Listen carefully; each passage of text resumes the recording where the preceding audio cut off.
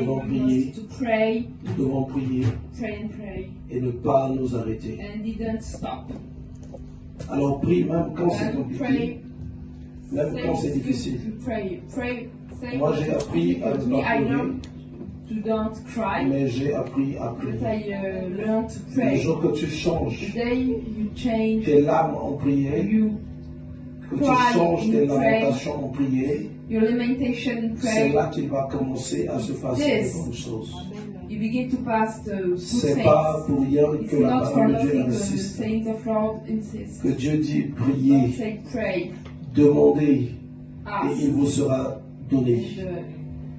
Si nous demandons chez les humains, parce que nous savons que nous allons aussi obtenir, alors à combien plus forte raison Dieu qui détient toutes choses, alors nous devons fournir des efforts, imposer cela à notre âme, à notre esprit, de prier, de ne pas se fatiguer. La prière, elle est lourde quand on la fait d'une manière religieuse. Mais quand c'est une vie, elle n'est pas lourde. Quand c'est une vie, c'est au moment où j'ai compris que par la prière, je parle à Dieu. Alors là, ça me semble plus compliqué. Et nos âmes à nous, nos esprits à nous, en vrai de vrai, s'attachent facilement à certaines choses. Ton âme peut s'attacher à la médisance. Ton âme peut s'attacher à beaucoup de mauvaises choses. Au moment où tu veux l'emmener à s'attacher à Dieu, tu vas rencontrer de fois des tribulations parce qu'il était habitué à s'attacher à ceci, à telle chose. Et tu vas rencontrer de la résistance. Alors même quand cela se présente, n'abandonne pas. Il faut que tu aies cette détermination de vouloir aller dans la présence de Dieu. Tous ceux qui développent une vie de prière passent par cette étape de lutte. Dans l'âme, c'est là où il y a les émotions, les sentiments. Et donc chaque fois que tu l'habitues par exemple à la télé, à des amis coupeurs de glace, à des amis qui t'éloignent de la présence de Dieu, ou à toute chose qui t'éloigne de la présence de Dieu, ton âme va y tisser des liens. Et au moment où tu vas vouloir lui donner une autre direction, tu vas voir que ça va être maintenant difficile. Ça va être compliqué. Alors ceux qui vivent des complications pour la prière, ne vous en faites pas. Parce que d'abord dans le passé, vous avez fait des choses qui ont attaché vos âmes à telle et telle chose. Et donc maintenant c'est le temps de batailler, de combattre pour que vos âmes se détachent des choses auxquelles ils étaient attachés, afin qu'ils s'attachent à nouveau à Dieu. Je veux dire aussi à l'Église que la prière d'un serviteur de Dieu ne remplacera jamais les règles et les principes de Dieu. Il y a des gens, en fait, qui ne comptent que sur la prière de ceux qui servent le Seigneur. Et tu vas rencontrer beaucoup de complications si tu es dans ce principe-là. Le serviteur de Dieu va prier pour toi, mais les règles, les principes de Dieu, c'est toi qui dois apprendre à les connaître et c'est toi qui dois apprendre à les appliquer. Alors on peut prier pour toi 2 fois, 1000 fois, mais ce qui te manque, c'est que tu prennes 2 fois la décision de commencer à appliquer les règles de Dieu. Parce qu'aucune prière ne va enlever les règles de Dieu pour ta vie. Luc 19 à partir du verset 41. Comme il approchait de la ville, Jésus en la voyant pleura sur elle et dit, si toi aussi, au moins en ce jour qui t'est donné, tu connaissais les choses qui appartiennent à ta paix, mais maintenant elles sont cachées à tes yeux. Il viendra sur toi des jours où tes ennemis t'environneront de tranchées, t'enfermeront et te serreront de dures pas. Ils te détruiront, toi et tes enfants au milieu de toi, et ils ne laisseront pas en toi pierre sur pierre, parce que tu n'as pas connu le temps où tu as été visité. Alors, dans ce message, nous voyons deux points particuliers dans ces versets que je vais lire. Nous voyons les temps de la visitation et nous voyons les choses qui appartiennent à la paix d'une personne. Alors, pendant que Jésus approchait de la ville, c'était Jérusalem, il va commencer à se lamenter. Il va commencer à avoir pitié, de la compassion, à pleurer pour cette ville. Alors cette ville et tous ses habitants avaient des choses qui étaient attachées à sa paix. Mais sauf que cette ville, bien qu'elle voyait, avait pris la résolution de marcher dans l'aveuglement. De marcher dans l'aveuglement. Et les choses qui étaient attachées à sa paix n'étaient autres que Jésus, en fait, qui était venu. Alors, en ce temps-là, Jérusalem et tout Israël n'avaient pas reconnu Christ comme étant le Messie, comme étant le Sauveur. Alors, ils étaient en train de rechercher, puisque nous voyons, quand Jean-Baptiste était en prison, il va envoyer des disciples pour aller dire, est-ce que c'est lui qui doit venir ou bien un autre? Jean-Baptiste, qui était un grand prophète, cependant n'avait même pas eu véritablement cette conviction pour comprendre que c'était la personne de Christ. Parce que pour lui, il avait une conception d'un sauveur. Il voyait David qui était fort, qui avait l'épée, mais Jésus était venu main vide. Et le livre d'Ésaïe 53 dit qu'il n'avait pas d'éclat. Et par rapport à ça, pourtant vous allez même voir dans le passé qu'il avait prophétisé. Il a reconnu Jésus. Mais à force qu'ils s'étaient en train d'avancer, les jours sont en train d'avancer, et il y avait des réactions que lui, Jean-Baptiste, attendait de la part du Sauveur. Peut-être que quand il était arrêté, il s'attendait que le Sauveur vienne et commence la guerre pour le libérer. Donc il y a des choses qu'il n'a pas vues et finalement l'incrédulité a commencé à gagner son cœur. Il va envoyer ses disciples pour aller lui demander, est-ce bien lui ou c'est un autre qui doit encore venir? Parce que je ne vois pas ce que celui qui devait venir, ce qu'il devait faire. Je ne le vois pas. Mais est-ce que c'est bien lui ou bien c'est un autre? Donc, dans sa personne, il n'y avait plus de stabilité. Alors, Jésus a commencé à se lamenter en disant, si au moins, en ce jour qui t'est donné, tu connaissais les choses qui appartiennent à ta paix. Donc, c'était pour eux un temps de visitation, un temps de grâce que Dieu les avait donné. Alors, la grâce, elle peut être dans la vie de la personne. Une personne peut être bénie de Dieu, mais la personne peut connaître des grandes complications parce que cette personne attend la bénédiction d'une autre manière, pas de la manière dont Dieu va la lui donner. Vous savez, Dieu ne nous donne pas forcément ce que nous voulons, mais Dieu nous donne ce que lui il veut pour nous. Et ce que nous voulons et ce que lui il veut pour nous, souvent c'est vraiment différent. C'est vraiment l'opposé. Et par rapport à ça, beaucoup de personnes de foi en eux commencent à ouvrir la porte à l'incertitude. À l'incertitude. Donc une incrédulité commence à grandir. Est-ce que vraiment Dieu sauve? Est-ce que vraiment ce Dieu-là peut-il faire telle et telle chose? Alors pourtant, si une personne attend de Dieu, ça veut dire que dans sa vie, il y a eu un moment de visitation, là où il a été visité par Dieu. Et moi, je sais qu'aujourd'hui, beaucoup de personnes ont été visitées. beaucoup de personnes peuvent avoir une très grande et bonne marche avec Dieu. Mais en fait, dans leur personne intérieure, ils ont une image, une pensée de Dieu sur ce qu'ils doivent faire pour eux. Donc pour eux, Dieu ne fera que telle chose. S'il n'a pas fait ça, ça veut dire qu'il n'est pas Dieu. Alors pendant que Dieu va le visiter, pendant que Dieu va commencer à marcher avec lui, cette personne ne pourra plus entendre la voix de Dieu. Parce que quelque part au tréfonds de lui, il attend un Dieu qui va répondre, qui va donner solution, réponse à tel et tel problème. Mais pourtant Dieu peut venir dans la vie d'une personne.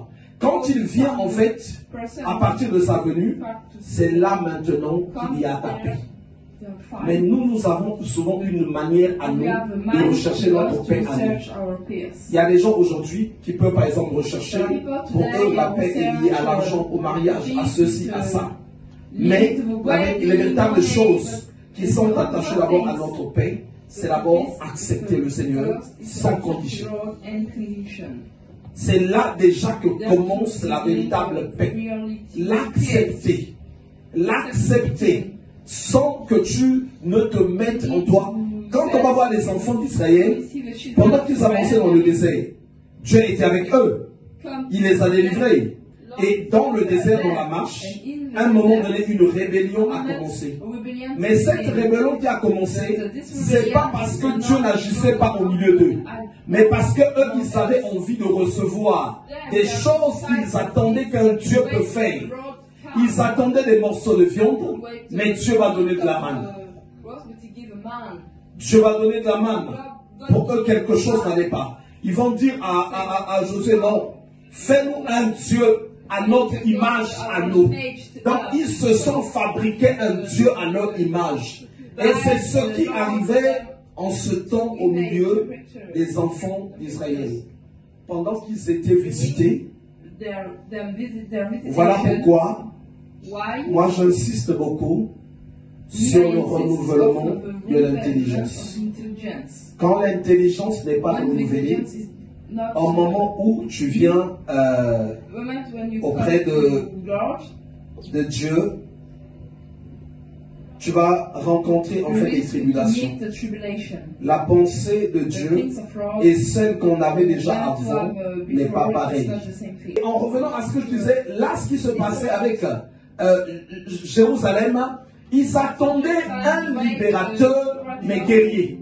Ils n'étaient pas rentrés dans la dimension d'un Christ qui arrive comme un agneau qui vient se livrer, qui vient sacrifier, qui vient délivrer. Voilà pourquoi ils étaient en train de s'opposer au miracle. Ils étaient en train de s'opposer aux guérisons, aux restaurations. Parce que dans leur pensée, eux, ils attendaient un David qui devait arriver avec une épée. Et pour eux, en vrai de vrai, il fallait que David vienne terrasser l'Empire romain. L'Empire romain qui vienne le mettre à terre. Mais cependant chez Dieu,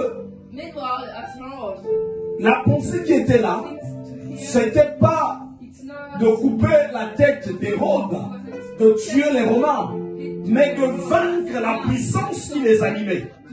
C'est pour ça que Jésus était venu. Et même Jean-Baptiste qui était prophète, dans son intelligence, il était resté dans les choses anciennes. Alors que là, il fallait qu'il y ait le renouvellement de l'intelligence. Je viens encore sur un exemple. Quand les gens sont dans le monde, je vais voir le cas par exemple des femmes.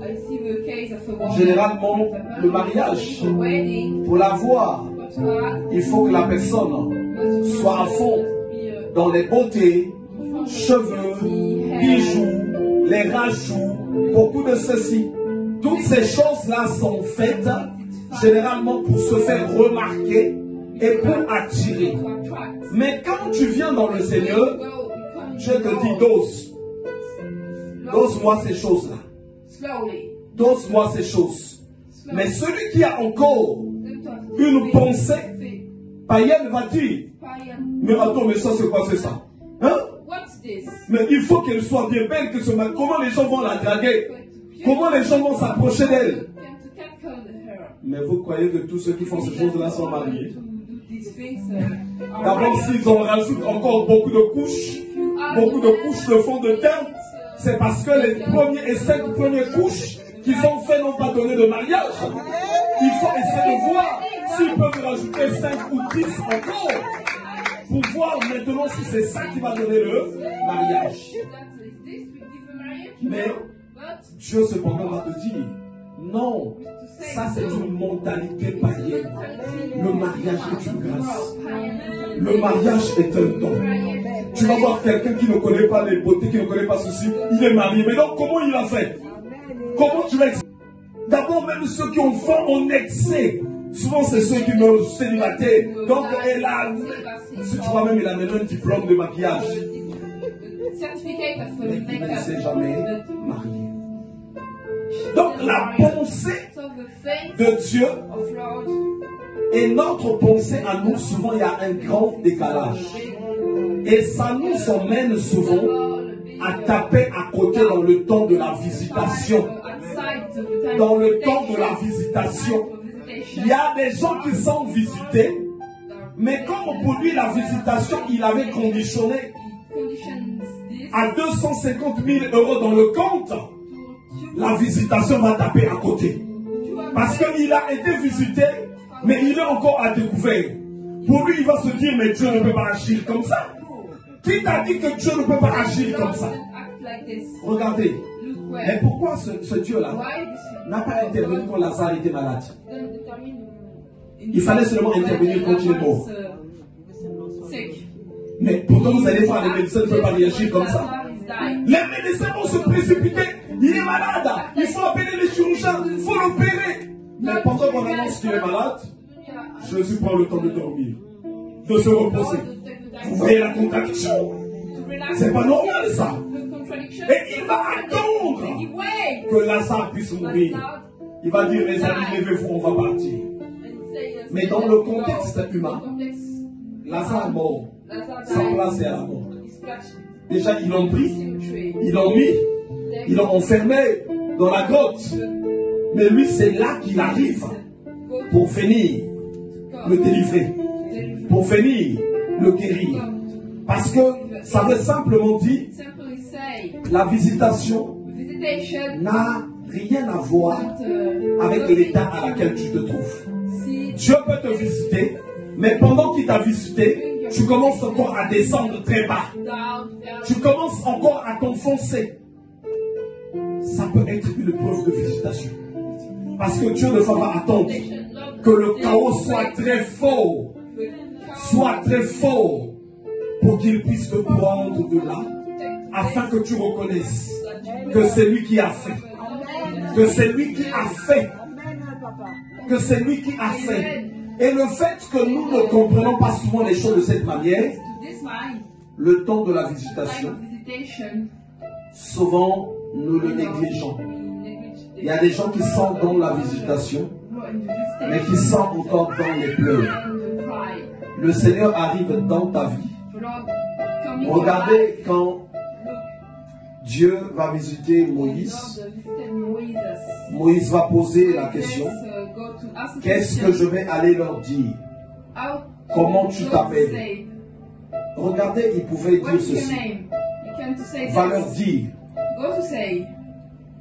c'est le grand-père de Rambo III qui est descendu. Vous allez voir l'effet que ça devait avoir. Automatiquement, c'est lui le libérateur. Attends, mais vous imaginez les armes de Rambo? Ah, mais là, maintenant, c'est pas Rambo, c'est son grand-père. Mais il va leur dire, il va leur dire que celui qui s'appelle du nom de Jésus, c'est lui qui est venu. Alors, quand le Seigneur vient, il est simplement je suis, donc présent dans ta vie. Il est présent dans ta vie. Et la présence de Dieu, si tu la regardes par rapport à tes problèmes qui ne sont pas résolus, en fait, tu peux taper à côté. Mais pourtant, quand il te visite, si on lit bien ce chapitre, quand il te visite, c'est pour toi et pour la sécurité de tes enfants aussi. Si tu étudies bien les Écritures, c'est pour la sécurité aussi des enfants de tes enfants. Mais là, comme la visitation n'est pas prise au sérieux, Pourtant, on fait allusion à une personne qui n'a pas fait attention à la visitation. On nous dit que ses enfants même vont être détruits. L'ennemi va les enfermer. L'ennemi va les environner de tranchées et ils ne pourront plus faire quoi que ce soit.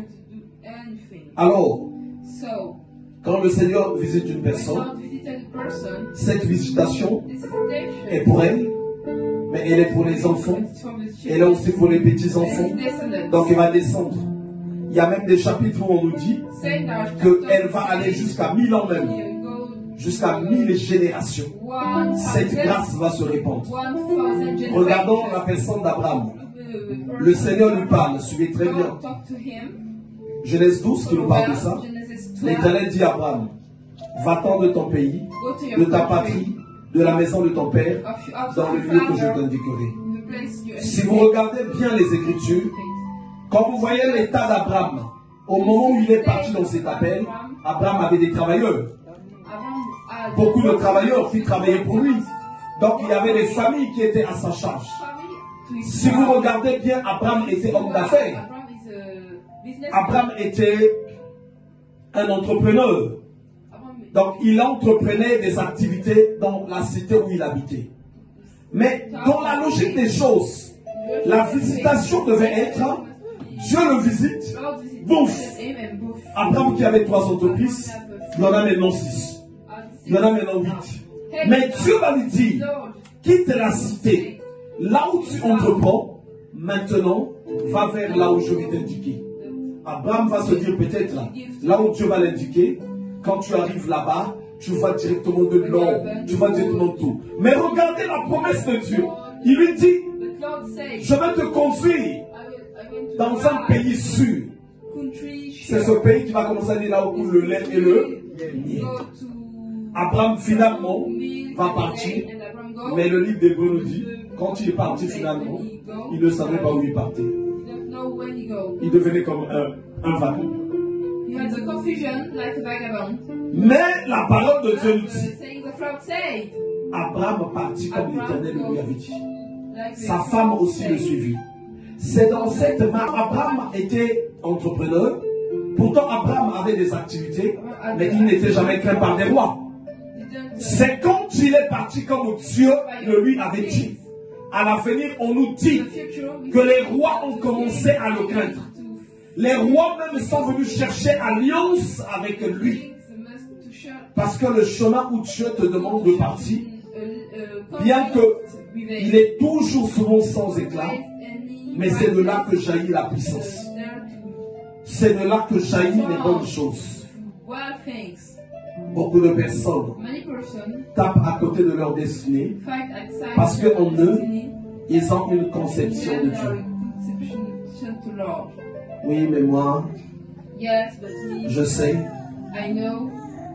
Surtout, je vais parler surtout des femmes et des jeunes filles qui souvent dans leur tête sont des princesses. Il rêve, oui, moi je suis la princesse du Seigneur. Et donc il attend un prince du Seigneur aussi qui va arriver.